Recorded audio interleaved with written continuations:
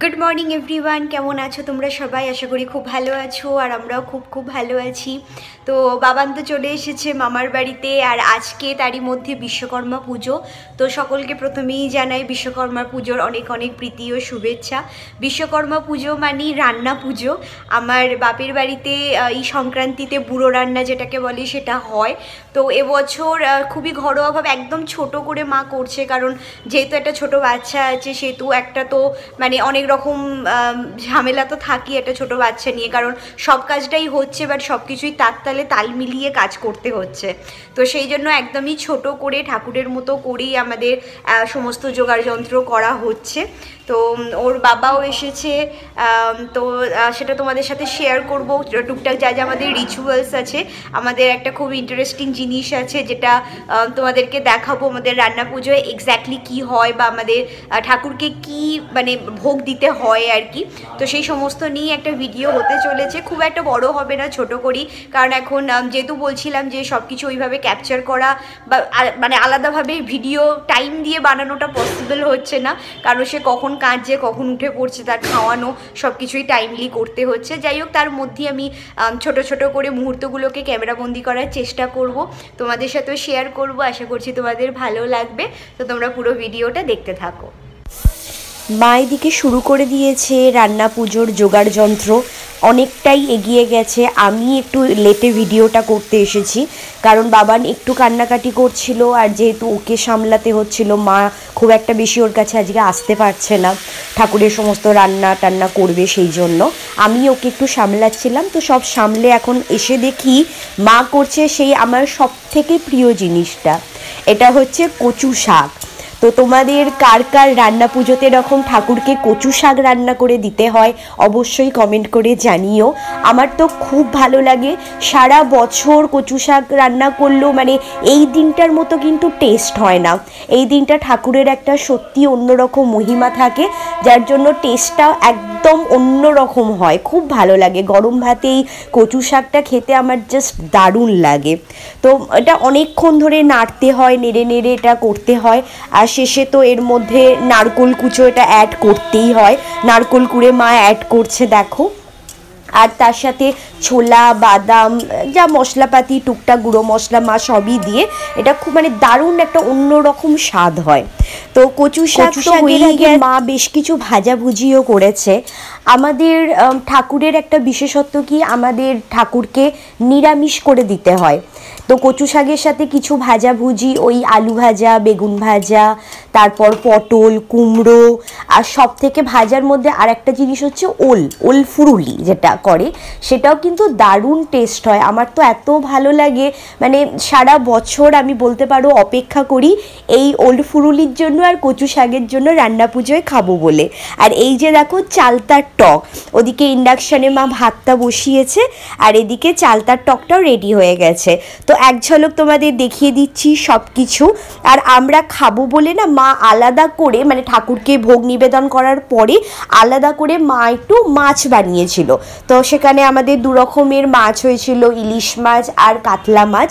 তো দু রকমের মাছ, ওটা জাস্ট মানে আমাদের জন্য, ঠাকুরের ভোগ হিসাবে নয়, যেহেতু আমাদের ওটা নিয়ম নেই আর কি, নিরামিষ রান্নাই করে ঠাকুরকে দিতে হয়। মেন হচ্ছে ওই কচু শাক আর ওই ভাজাভুজি, চালতার টক, ডাল, ব্যাস এগুলো দিয়েই ঠাকুরকে ভোগটা আমাদের দেওয়া হয়। তো মা এখন আমাদের খাবার দাবার একদম সুন্দর করে বেড়ে দিয়েছে।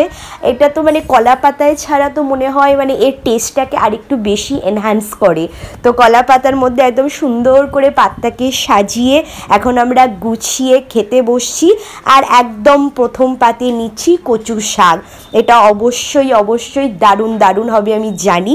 তো বলতে বলতে একদম নিয়েই নিলাম, একটু টেস্ট করতে করতে তোমাদেরকেও বলছি মা এটা দারুণ বানায়, আমি জানি খুবই ভালো হবে, বাট তাও একটু জাস্ট টেস্ট করে মুখে দিচ্ছি। জাস্ট ওয়াও, কোনো কথা হবে না। সুপ্রভাত সকলকে। এটা নেক্সট ডে মর্নিং। কাল ছিল রান্না, আজকে আমাদের পান্না। তো আজকে আমরা বাসি খাবো, কাল যা রান্না হয়েছে সেগুলো আজকে খাবো। তো এই যে এসেছে আমাদের সৌভিক, ও আমার ননদের ছেলে। ও শম্ভুর সাথে এসেছে, মামার সাথে, ভাইয়ের মামার বাড়ি এসেছে। ভাইকেও ও ফার্স্ট টাইমের জন্যই দেখছে আর কি। তো এখানে এখন হচ্ছে আমাদের ভাড়ার পুজো। কালকে যা কিছু রান্না হয়েছে, আমাদের ঠাকুরমশাই এসেছেন। এই যে দেখো, ঠাকুরকে আমাদের মা একদম রান্নাঘরের ভিতরে সুন্দর করে একদম পাথরের থালায় সাজিয়ে খেতে দিয়েছে। তো সেটাই ঠাকুরমশাই এসেছেন, পুজো হবে। প্লাস বিশ্বকর্মা পুজো মানেই তো হচ্ছে গাড়ি পুজো। তো বাড়িতে বাবা কাকাদের গাড়ি, সাইকেল, এগুলো সবই আজকে পুজো হবে। তো সেইটাই শুরু করে দিয়েছে আমাদের পুরোহিত মশাই। দেখো আমাদের পুজো হচ্ছে।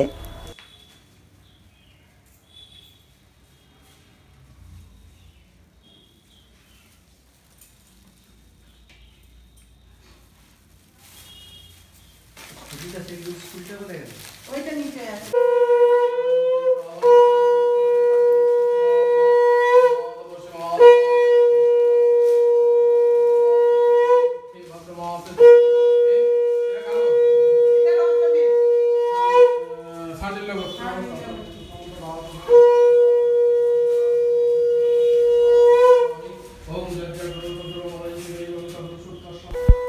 ভাড়ার পুজো, গাড়ি পুজো, সাইকেল পুজো সবই হয়ে গেল। এখন হচ্ছে আমাদের হরিতলায় পুজো হচ্ছে। মা কাকিমা সব সুন্দর করে জোগাড় যন্ত্র করে এখন হরিতলায় একটু হচ্ছে পুজো।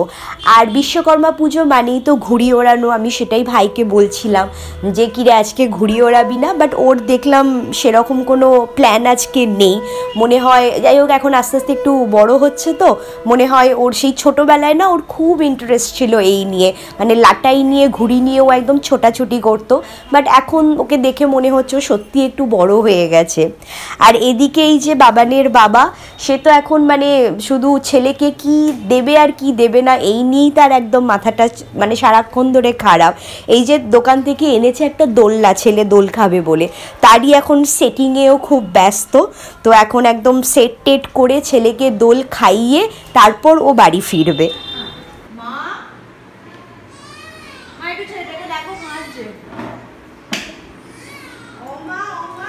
দোলনা সেটিংস একদম ডান। এখন বাবানকের মধ্যে শুইয়ে একটু দেখবে ঠিকঠাক আছে কি, স্ক্রুগুলো ঠিকঠাক লাগানো হলো কি। তো যাই হোক, ভিডিওটাকেও চলো আজকে এখানেই শেষ করছি। যদি তোমাদের ভালো লাগে please do like, comment, share and subscribe the channel.